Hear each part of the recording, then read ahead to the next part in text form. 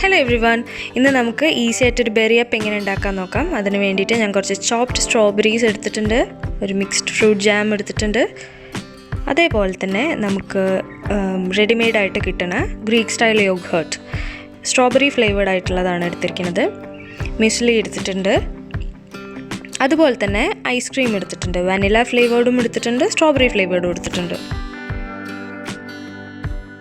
Berry അപ്പിന് വേണ്ടിയിട്ട് use ചെയ്തിരിക്കുന്നത് ഒരു ഗ്ലാസ് ആണ്. അതിൽ വെച്ചിട്ട് നമുക്ക് സെറ്റ് ചെയ്യാം. എല്ലാതും ഓരോ ലെയർ ഞാൻ ഇങ്ങനെ ഇട്ടിട്ടുണ്ട്. ഇതിൻ്റെ ഇടയിൽ മ്യൂസ്ലി ഇടാൻ മറക്കരുത്. അതേപോലെ തന്നെ ഏറ്റവും താഴെ ഏറ്റവും ലൈറ്റ് ആയിട്ടുള്ള സാധനം, അതായത് ഐസ്ക്രീം ഇടാൻ ശ്രദ്ധിക്കുക. യോഗേർട്ട് കുറച്ച് തിക്കാണ്, അതുകൊണ്ട് അതൊരു മിഡിൽ ലെയറായിട്ട് എപ്പോഴും ഇടുക. ഏറ്റവും താഴെ ഭയങ്കര ലൈറ്റായിട്ടുള്ള ഏതാണോ സാധനം ആ ലെയർ ചെയ്യാം. നമ്മൾ ഏറ്റവും താഴെ യോഗേർട്ട് ഇട്ടിട്ടുണ്ടെങ്കിൽ നമ്മളിത് വൺസ് നമ്മൾ ഗ്ലാസ്സിൽ വാക്യൂം വരുന്ന കാരണം അത് ടൈറ്റായിട്ട് പോകും. അപ്പോൾ ഇതിൻ്റെ മുകളിൽ ഏറ്റവും മുകളിൽ നമുക്ക് കുറച്ച് മ്യൂസ്ലി ഇടാം. ഞാൻ കുറച്ച് ചോപ്ഡ് സ്ട്രോബെറീസ് ഒക്കെ അതിൽ ഇട്ടിട്ടുണ്ട്. സ്ട്രോബെറി പ്യൂരി യൂസ് ചെയ്യണതിന് പകരമാണ് ഞാൻ ജാം യൂസ് ചെയ്തിരിക്കുന്നത്. അത് ബെറി ജാം തന്നെയാണ്.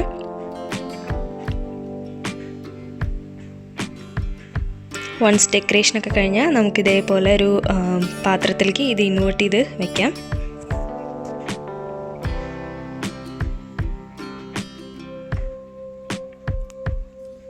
കുറേ ലേയേഴ്സ് ഉണ്ട്. നല്ല ഹെവി ആയിട്ടുള്ളൊരു സംഭവം തന്നെയാണ്. ഭയങ്കര നല്ല മധുരമല്ല, പക്ഷെ നല്ല എന്താ പറയുക, യോഗേർട്ടിൻ്റെ ചെറിയൊരു പുളിയും ഐസ്ക്രീമിൻ്റെ ഫ്ലേവറും പിന്നെ ഡ്രൈ ഫ്രൂട്ട്സും സ്ട്രോബെറിയും എല്ലാതും കൂടിയിട്ട് അടിപൊളി തന്നെയാണ്.